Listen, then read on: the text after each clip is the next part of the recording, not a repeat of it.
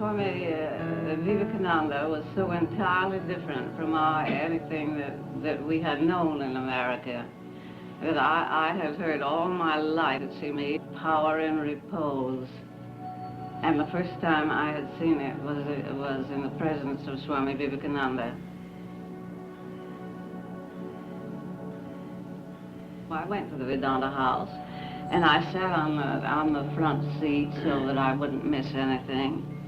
And Swami entered by a side door, and immediately I knew that there was something extraordinary about him. He was very unassuming, very calm, and entered and took his place on the rostrum.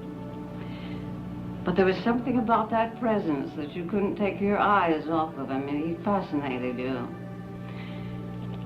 And as he sat in the chair, his head was the most perfect that I'd ever seen. And it was perfectly poised, and power seemed to emanate from it. I was fascinated. And he looked like a living Buddha.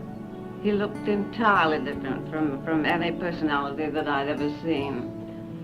And then he rose to speak, and the voice was extraordinary. It was mellow, resonant, but of great purity.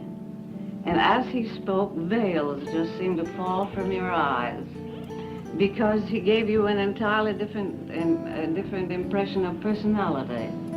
He gave you an entirely different impression as he was speaking of the relationship of the individual to the divinity.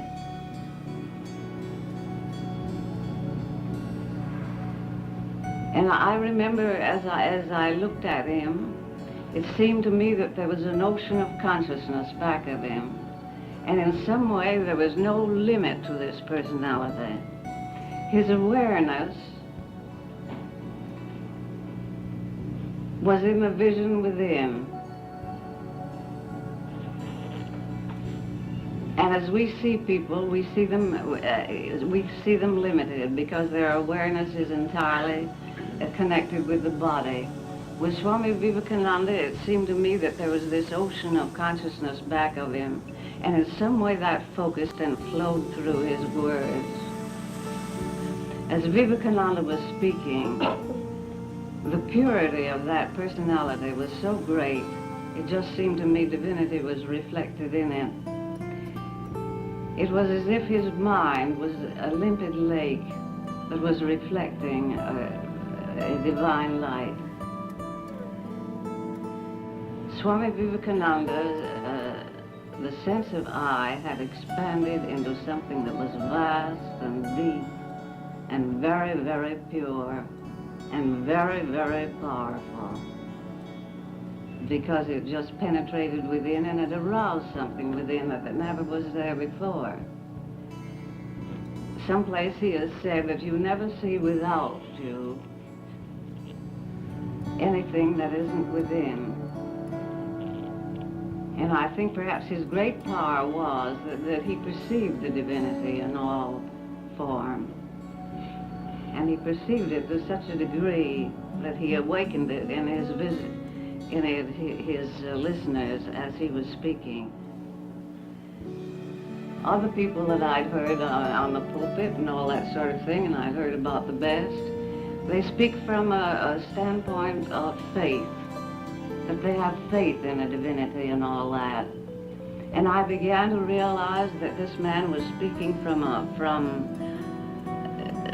something that he was living, that every word he uttered came from a state of realization, such a realization as the ordinary person can't imagine, you'll see.